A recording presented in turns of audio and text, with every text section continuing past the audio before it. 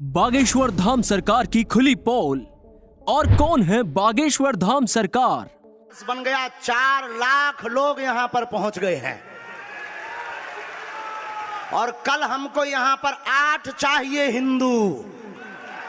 हाँ। बागेश्वर धाम सरकार, यह नाम आजकल बहुत सुर्खियां बटोर रहा है।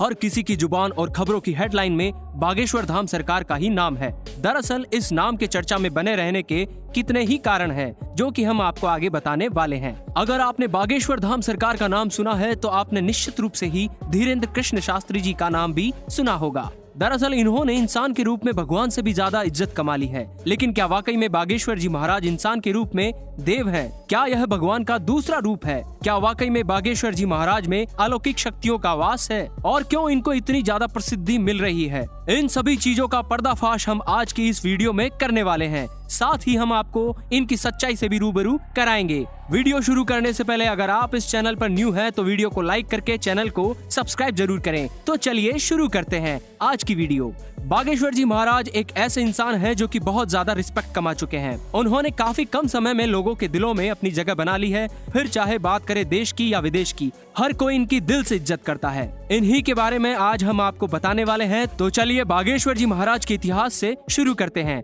दरअसल उनका जन्म 4 जुलाई 1996 में छतरपुर जिले के गड़ा नाम के एक गांव में हुआ था।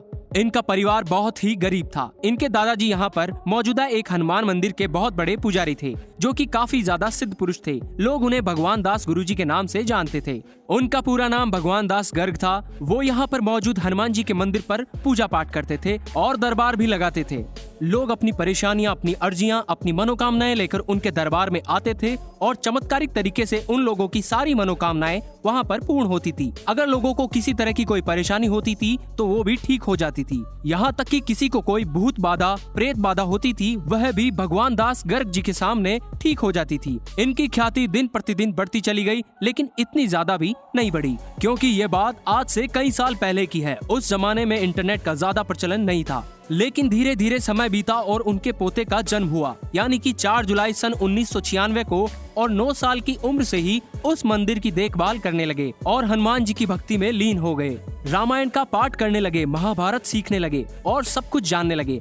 ऐसे करते करते समय बीता और केवल 12 वर्ष की उम्र में ही उन्हें दिव्य अनुभूति हुई। वो अपने दादाजी यानी कि भगवान दास गर्ग जी को ही अपने गुरुदेव मानते थे। इस मंदिर के पास में ही इनकी समाधि बनाई गई और जैसे जैसे धीरेन्द्र कृष्ण शास्त्री जी बड़े होते चले गए, उनकी ये दिव्य अनुभूतियाँ बढ़ती चली गई।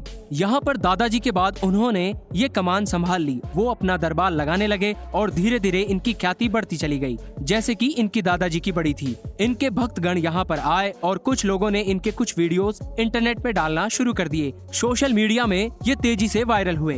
कारण सिर्फ इतना है कि इनके दरबार में पहुंचते ही सभी की मनोकामनाएं पूरी हो जाती थी और किसी को ना जानने के बावजूद भी वो भीड़ में से किसी का भी नाम लेते, अपने पास बुलाते और सामने वाले को कुछ कहने भी नहीं देते और उसकी सारी परेशानियां अपने एक बोर्ड में लिख देते।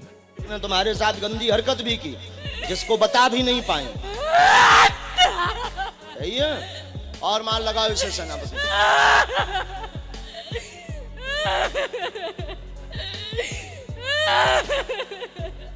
उसकी परेशानी का निवारण भी लिख देते, उसके माता पिता रिश्तेदारों का नाम भी लिख देते और फिर चमत्कारिक तरीके से पूछते कि बताइए आपकी क्या परेशानी है। और कमाल देखिए, सामने वाले की परेशानी भी वही निकलती जो बागेश्वर धाम सरकार यानी कि धीरेन्द्र कृष्ण शास्त्री जी ने पहले से बोर्ड में लिख रखी थी। कमाल की बात तो यह है कि वो अपने दरबार के लिए किसी से भी 1 रुपया भी नहीं लेते थे। यहाँ पर आने की कुछ शर्तें हैं, जैसे कि यहाँ पर आने के बाद लोग एक लाल कपड़े में नारियल को लपेटते हैं। यहाँ पर जो बालाजी सरकार का यानी कि बजरंग बली का मंदिर है, उस मंदिर की 21 परिक्रमा करते हैं। इसके बाद यहाँ पर उस लाल कपड़े के साथ नारियल को बांध दिया जाता है। यहाँ पर कई लाखों इस तरह के लाल कपड़े वाले नारियल टंगे हुए हैं। यहाँ पर आने वाले लोगों का ये मानना है कि ऐसा करने से उनकी सारी मनोकामनाएं पूर्ण हो जाती है। यहाँ पर इस तरह से हर मंगलवार को होता है। मंगलवार के अलावा भी लगता लाखों लोग यहाँ पर पहुँचते हैं। बागेश्वर धाम सरकार खुद को बजरंग बली के एक बहुत बड़े भक्त बताते हैं और ये कहते हैं कि बजरंग बली का सीधा सीधा आशीर्वाद उनके सिर के ऊपर है। बाबा जी का ये भी कहना है कि एक दिव्य सैनिक हमेशा उनके साथ रहता है और किसी को भी कोई भूत बाधा, प्रेत बाधा या कोई बाहरी परेशानी होती है तो उनका ये सैनिक उनके बताने के अनुसार ही काम करता है और सामने आए हुए भक्तगण की परेशानी को ठीक कर देता है। हाँ, बुलाओ भैया, बुला जितनी हो सबको बुला, बुला ले, बुला जितने हो सबका बुला। हाँ बात करें इनकी पढ़ाई लिखाई की तो इन्होंने 8वीं कक्षा तक अपने गांव में ही पढ़ाई कंप्लीट की। उसके बाद इन्होंने गांव से दूर जाकर 12th क्लास की और फिर इन्होंने बीए प्राइवेट किया। फिर एक तरीके से देखा जाए तो अपना पूरा जीवन बालाजी सरकार के मंदिर के ऊपर न्यौछावर कर दिया। इनकी उम्र आज केवल 26 वर्ष की है। यहाँ पर काफी सारे ऐसे मीडिया एजेंसी वाले लोग हैं, काफी सारे ऐसे न्यूज रिपोर्टर हैं जो कि भेष बदलकर बाबा जी के सामने पहुंचे, उनके दरबार में एंट्री की, उनकी पोल खोलने की कोशिश की। लेकिन हर बार बागेश्वर धाम सरकार जी ने उन न्यूज रिपोर्टर को, उन भेष बदल कर आए हुए लोगों को एक झटके में पहचान लिया। और फिर क्या था, बड़े बड़े न्यूज रिपोर्टर्स ने भी उनके सामने घुटने टेक दिए। अब 2 पत्रकार कौन छट गए हैं बताओ? जी एक बात, मेरी बेटी खुशी ना रात भर सोती 2 पत्रकार कौन छट गए हैं?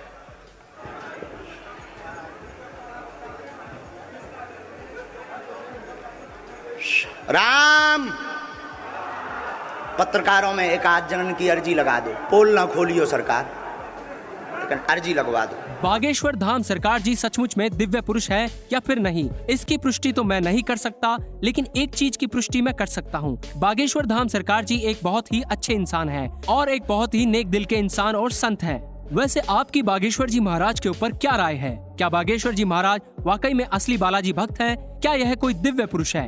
आप अपनी राय हमें कमेंट करके जरूर बताइएगा। साथ ही अगर वीडियो पसंद आई हो तो इसको दिल से एक लाइक जरूर कीजिएगा। धन्यवाद।